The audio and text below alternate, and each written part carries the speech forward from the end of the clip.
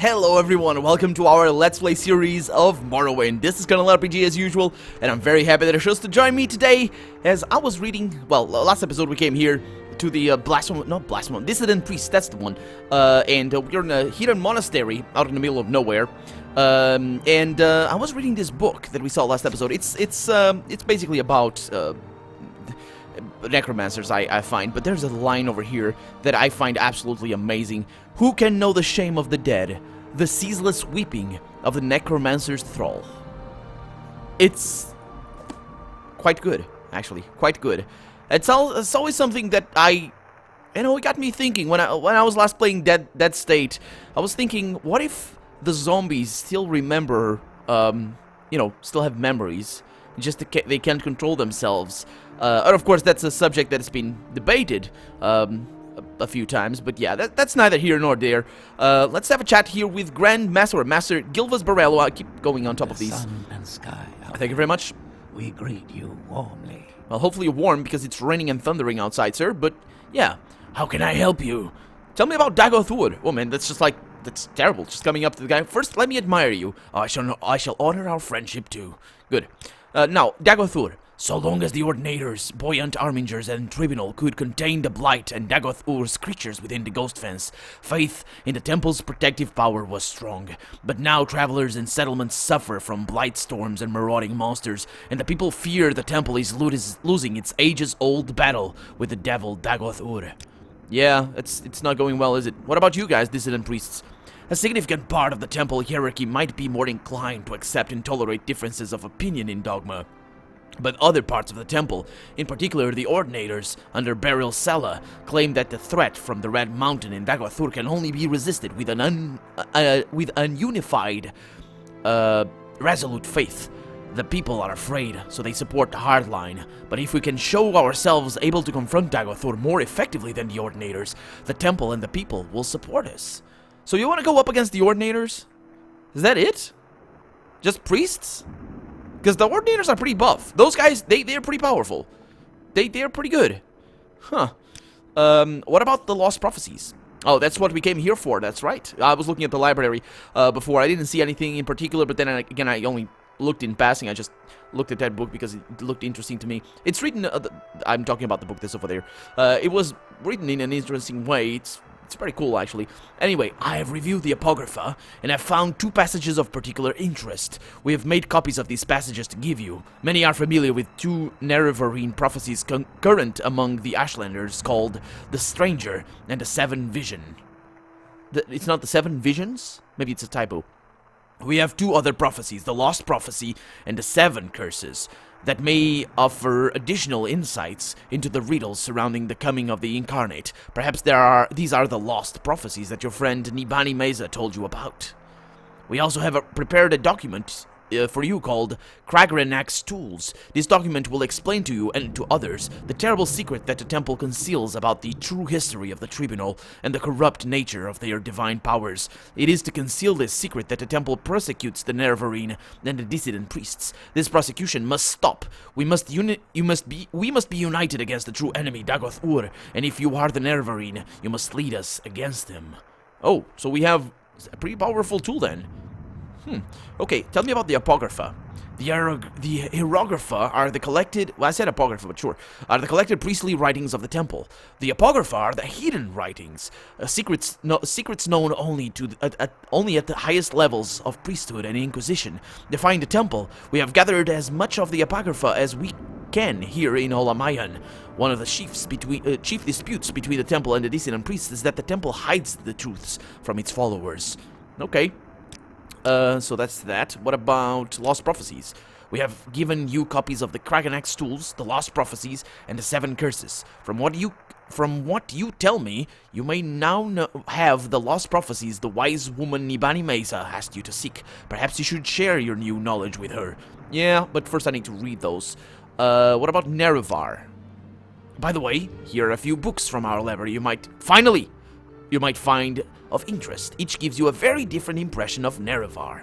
Okay, that's really good. These are the books that we were looking for, and I don't think we could have gotten them before. Or maybe I'm wrong, but maybe I'm wrong. Anyway, What about the Nerevarine? Our interest in the Nerevarine used to be a matter of principle, a willingness to consider the validity of mystical insights rejected by temple doctrine.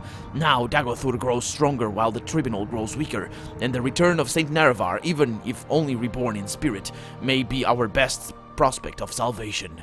Huh. Okay. What about the Secret Order? Okay, what about Sixth House? Oh, this is a new threat, and not yet widely recognized as another face of the devil, Dagoth-Ur, but it is clearly a sign of a coming crisis, and the temple may no longer be able to protect Morrowind. In such troubled times, the Dunmer may turn to the ancient pillars of faith, the ancestors and the Daedra, and especially to the prophetic visions granted by Lord Azura. Then they may look to the Nerevarine, Saint Nerevar reborn, to lead them against the grim armies of Dagoth-Ur. Okay. The Lost Prophecy. So well, I was gonna read it, but sure. So let's just read normal voice. From 7th sign of 11th generation, neither hound nor guar, nor seed nor harrow, but dragonborn and far star marked, outlander incarnate between Red Mountain, blessed guest counters 7 curses, star-blessed hand wields thrice-cursed blade to reap the harvest of the unmourned house. I have annotated your copy of the Lost Prophecies with our best efforts at interpretation, but a rough summary might be: an outlander, foreign-born, but welcome as a guest, confronts 7 curses beneath Red Mountain, his hand blessed by Azura, used as a cursed blade to bring justice to House Dagoth, or House Dwemer, or both. The Nerevarine, an outlander, that wouldn't please many Ashlanders, and may explain how the prophecy got lost. Oh, that's actually pretty awesome. Thank you. So the 7 curses reads as follows: through the doors of the unmourned house, where scoffers scoff and schemers scheme, from the halls of the oath-breaking house. So unmourned house would be the 6th house, and the oath-breaking house would be the Dwemer? Huh. Through the houses of the... rings 7 curses of gods blasphemed. First curse... Oh, these are the 7 curses. And they're mentioned over here. First curse, curse of fire. Then curse of ash, flesh, ghost, seed, despair, and dreams. Your copy of the 7 curses bears our guesses at interpreting the verses. In short form, 7 curses from the House of Dagoth, or House Dwemer, or both. Fire and ash come from Red Mountain, flesh is corpus, ghost, seed, and despair are unclear, but curse of dreams seems to refer to recent cases of soul sickness and sleeper attacks in towns. Okay, yeah, thank you very much for your books. I'm very happy to make you. She doesn't say anything. Okay, well, I'll talk to you later, guys. I think, maybe. Let's see. So, my magicka is good because I'm gonna cast Recall, because we need to go back to Caius Cassades. But before we do that, let me see. Progress of Truth, we had that already. Nerevar, Moon, and Stars. Let's read that one. This is a selection from from a series of monographs by various imperial scholars on Ashlander legends. In ancient days, the Deep Elves the Deep Elves are the Dwemer. No. Is it the Deep Elves? Because there's another race in Skyrim that I thought was the Deep Elves. I don't remember their names, but it might be the Dwemer. It has to be, because I think so. But anyway, and a great host of outlanders from the west came to steal the land of the Dunmer. Huh, so these are the Skyrim stuff. In that time, Nerevar was the great Khan and war leader of the house people, but he honored the ancient spirits and the tribal law and became as one of us. So when Nerevar pledged upon his great ring of the ancestors, one clan and the moon and star, which is the name of the ring, to honor the ways of the spirits and rights of the lands, all the tribes joined the house people to fight a great battle at Red Mountain. Though many Dunmer tribesmen and housemen died at Red Mountain, the Dwemer were defeated and their evil magics destroyed, and the outlanders driven from the land. But after this great victory, the power-hungry Khans of the great houses slew Nerevar in secret, and setting themselves up as gods, neglected Nerevar's promises to the tribes. But it is said that Nerevar... Yeah, this is what we had heard before. But it is said that Nerevar will come again with his ring and cast down the false gods, and by the power of his ring will make good his promises to the tribes to honor the spirits and drive the outsiders from the land. Okay, that's okay. It's pretty much a rehash of what we heard before. And then we have the real Nerevar, and we have the Lost Prophecy up there. Let's see, the real Nerevar. These Telvanni retainers' informal history of Nerevar lists no sources. When the Dunmer followed Veloth to Morrowind, there were many warring clans. Followed Veloth to Morrowind. But that's before, right? There were many warring clans with no law or leader in common. One Dunmer, warlord Nerevar, had the ambition to rule all the Dunmer. In that time, House Dwemer were great enchanters. So Nerevar went in secret to a Dwemer smith and asked for an enchanted ring that would help him. The ring gave its wearer great powers of persuasion. For safety, it was enchanted to instantly kill anyone who wore it except Nerevar. The ring was called Moon and Star. No, it was called one clan under Moon and Star. Or maybe Moon and Star. Then it helped Nerevar unite the various clans into the first council. Later, however, disputes over religion divided the council, with House Dwemer and House Dagoth on one side and all the other houses on the other. Yeah. Dwemer and Dagoth invited Orc and Nord clans as allies and held northwest Morrowind, while Nerevar mustered the other houses and nomad tribes and marched to meet the Dwemer-Dagoth Westerner forces. The armies met at Red Mountain, Dwemer stronghold. The Dwemer were defeated with great slaughter, and terrible sorceries were used, resulting in the utter extermination of House Dwemer. House Dagoth and their allies Nerevar was killed in the battle and his ring lost, but Nerevar's alliance survives in Morrowind's ruling political institution, the Grand Council. Okay, so the Grand Council is just Vivek, and I think Vivek, Almalexia, and what's the other one? The other guy, but I don't know where he is. Okay, that's an interesting take. I'm not sure if it's real or not, but that's the real Nerevar and the 7 curses over there. So the 7 visions, the stranger.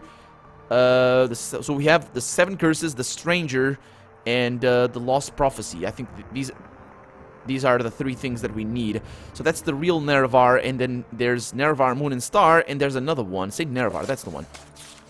From a short temple pamphlet for Western readers. Ages ago, Nerevar was the greatest Dunmer general, first counselor and companion of Vivek Almalexia, and saw the seal, that's right, who, with the power of the great ring of the ancestors, one clan and Moon and Star, united the Dunmer houses to confront the evil Dwemer, the treacherous House Dagoth, and their western allies at Red Mountain. So this goes together with the other thing that we just read. By providence, the faithless Dwemer were utterly destroyed and their allies defeated, but Nerevar, mortally wounded in combat with the traitor Dagoth Ur, was driven from Red Mountain. Nerevar died not long after of his wounds, but he lived to see the birth of the temple, and to bless the unity of the temple into the safekeeping of Almsivi, the temple, and all its communion of saints. So this is basically propaganda. It would make sense that it would be propaganda, but where Nerevar was buried, that kind of will decide. I don't know if he was even buried. That kind of will decide where those things stand. Which one is the right account of this? If he died in the Red Mountain, or if he came back and saw and made real the temple, or if they just took advantage of that. So let's read the Lost Prophecy. Okay, no, it's line 1. Okay, from 7th sign of 11th generation, of ancient family, but not of the 4 great Ashlander clans, born under foreign stars, and the sign of the dragon, the imperial sign. And I was under the sign of shadow. But I don't know what that means. Because I don't think the dragon is one of the signs that we can choose. Maybe it's not a sign. It's not a sign. Is it a sign? So line 1 through 3. Neither Hound, nor Gwar, nor Seed, nor Harrow, but Dragonborn and Far Star marked. But he doesn't really explain for 7th, 7th, and 11th generation. Outlander Incarnate appear. So this the 4th and 5th line. Outlander Incarnate beneath Red Mountain, blessed guests counter 7 curses.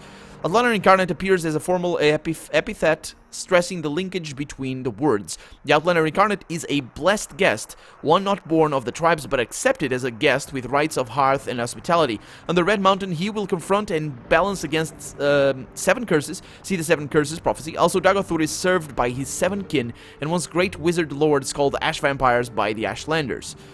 Starblast, this is line 6 and 7. Starblast hand wields thrice cursed blade to reap the harvest of the unmourned house. So Starblast suggests Azura, the Daedral Lord and patron of magic. Isn't she a lady? I thought Azura was female, or at least she sounds female to me. Also, she's represented as a lady. At least she has breasts. So yeah, I mean, The patron of magic, fate, and prophecy. Thrice cursed blade may refer to a weapon called keening, associated in certain legends with the Battle of Red Mountain and Dwemer craft lord Kagrenac. Reap the harvest is a reference to the proverb, you harvest from the seeds you plant, which means you get what your labors deserve in both a positive sense of reward and negative sense of punishment. The unmourned house could be either or both of the lost great houses of the Dunmer, House Dwemer and House Dagoth. Okay. So that's the lost prophecy. What about the 7 curses?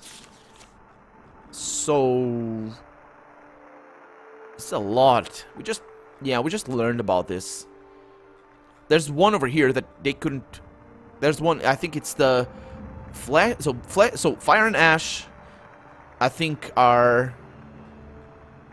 should be Dwemer and Dagoth. Flesh is Corpus. Ghost, Seed, and Despair. Let's read about those. Line 4. The Dwemer were the mockers. Oh no, wait a minute. It's talking about up here. Ring 7 curses of God's blasphemers. Oh, the Dwemer were the mockers and profaners of the divine. Okay. So, line 1 and 6, the fire and ash would come from Red Mountain and Dagothur. Okay. The curse of the flesh, blight, suggests blight diseases, especially corpus. So, obscure may refer to as yet unrecognized threats from Dagothur. Curse of the ghost, seed, and despair. Huh. Recent reports of soul sickness and... yeah, okay. That's good enough. What about the other one? The stranger. When earth is sundered and skies choked black, the sleepers serve the 7 curses. To the hearth there comes a stranger, journeyed far neath moon and star. Though stark born to sire uncertain, his aspect's mark is certain fate. Wicked stalk him, righteous curse him. Prophets speak, but all deny. Many trials make manifest the stranger's fate, the curse's bane. Many touchstones try the stranger, many fall, but one remains. I don't think we gained the stranger. What was the other one? I think I gained 3 things. 7 curses, the real Nerevar. Maybe it's somewhere else, alright? Saint Nerevar. Yeah. I don't think it... Kragenak's tools, that's the one that we gained. So, beneath Red Mountain, Dwemer miners discovered a great magical stone. By diverse methods, Lord Kagrenac, High Priest and Mage Crafter of the ancient Dwemer, determined that this magical stone was the heart of the god Lorcan. Isn't Lorcan a moon or something? Cast here in the Dawn era as a punishment for his mischief in creating the mortal world. Determined... oh, that's... I need to read about that. I think he's the moon or something. But his heart fell to the earth or something? It actually makes total sense. Because, you know, like meteors and stuff, just as mythos, and that's pretty cool, actually. Determined to use its divine powers to create a new god for the exclusive benefit of the Dwemer, Kagrenac forged 3 great enchanted artifacts, which are called Kragenac's tools. Wraithguard is an ancient gauntlet to protect its wearer from destruction when tapping the heart's power. Sunder is an enchanted hammer to strike the heart and produce the exact volume and quality of power desired. Keening is an enchanted blade that is used to flay and focus the power that rises from the heart. When Kagrenac used these tools on the heart in the Battle of the Red Mountain, no one knows what happened, but the Dwemer race disappeared entirely from the mortal world. Lord Nerevar and Lord Dagoth retrieved these tools and didn't know what to do with them. Nerevar asked Dagoth to guard the tools while he went to consult with his counselors, Vivek, Almalexia, and saw the seal. He left and spoke with his 3 counselors, and they decided to return together to Red Mountain to decide what to do. But while Nerevar was gone, Dagoth was tempted and confused by the powers of the tools. When Nerevar and the counselors arrived, he refused to give up the tools, claiming he had sworn to Nerevar to protect him. To protect them. Then Dagoth fought with Nerevar and the counselors, and was mortally wounded and driven off, and the tools were recovered. So the temple has the tools. But it's weird. Was tempted and confused by the powers of the tools. And when Nerevar returned, he refused to give up the tools, Dagoth, and claiming that he had sworn to Nerevar to protect them. Oh, so he got enchanted by the tool. He's just... it's the power of the tools that made him confused, because, well, it makes sense. I mean, he was interested in that, protect the tools, but, you know, when I come back, give them to me or something. So, yeah. Then Nerevar and his counselors decided to take the tools for safekeeping. They all swore a great oath never to use the tools, but after Nerevar's death, Vivek, Almalexia, and Sothasil yielded to temptation. They took these tools themselves and went to Lorcan's heart, buried beneath Red Mountain, and gave themselves divine powers. Ah, so this is the origin of their powers. But Dagoth had not died. We don't know what happened, but this is what we believe. His experiments with Kagrenac's tools had joined him to the heart's divine nature in some way, so that he learned to draw power directly from the heart, without the use of the tools, it would seem. We conjecture that Dagoth were driven by anger and greed, used the heart without caution and restraint, and as a result has become terribly powerful and terribly mad. But the tribunal showed great care and restraint in their use of the tools, and so they were not driven mad, and they did many good things. Nonetheless, the tribunal too appear to have been corrupted by the heart's power, though more subtly. Kagrenac's tools are cursed. Stealing power from the heart of a god is a terrible folly and fated to disaster. Yeah, the tribunal is losing its battle to control the power of the heart. They are sustained by the same tainted power that drives Dagothur mad. They grow weak and cannot protect us from Dagothur, but even if they could, would we be wise to worship gods such as this? They conceal the truth from us out of shame. They persecute the Nerevarine and the dissident priests out of shame, when they should be welcoming them and enlisting their aid against Dagothur. The tribunal have done much good for Morrowind and the Dunmer, but they succumbed to the temptation of Kagrenac's tools, and though these tools once may have seemed the instruments of salvation, now they must be seen as instruments of doom. That is all right there. That is all right there. I don't need to say anything, do I? So, we have in our possession... Actually, we have in our possession, I think, Kagrenac's tools is what we need to complete the quest for the disappearance of the Dwemer, because it explains, at least in some measure, how the Dwemer disappeared. In some measure, we might never know. I don't actually know if we ever know, but at least it puts something... a connection between them. So what I'll do right now is I'll cast a recall, and I will go to Vivek, so I can talk to the Archmage. Yeah, I'm not going to talk about that. I'm going to talk about the disappearance of the dwarves. It's a simple task, surely. No, it's not. I need to talk to other people. Yeah, I need to talk to a bunch of people like these guys, and it's just looking for people like I have no idea. I don't know who I need to talk to. I'm pretty sure it's just guys from the Mages Guild, but it could be somebody else. I don't know. But anyway, I'm gonna look that up and do the quest with the aid of the wiki, because it is probably impossible for me to do it otherwise, unless I spend a lot of time in the game. I don't find that it's a particularly well designed quest, to be honest.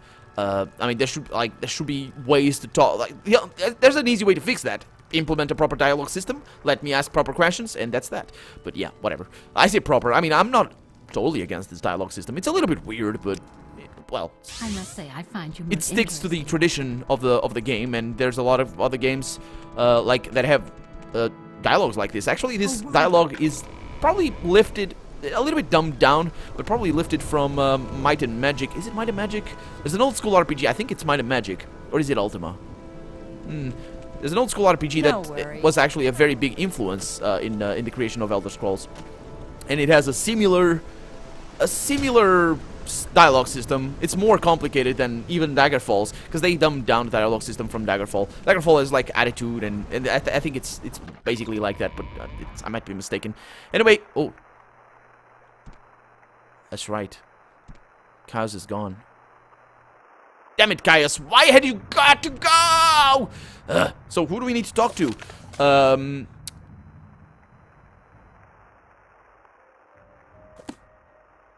Who do we need to talk? We're lost.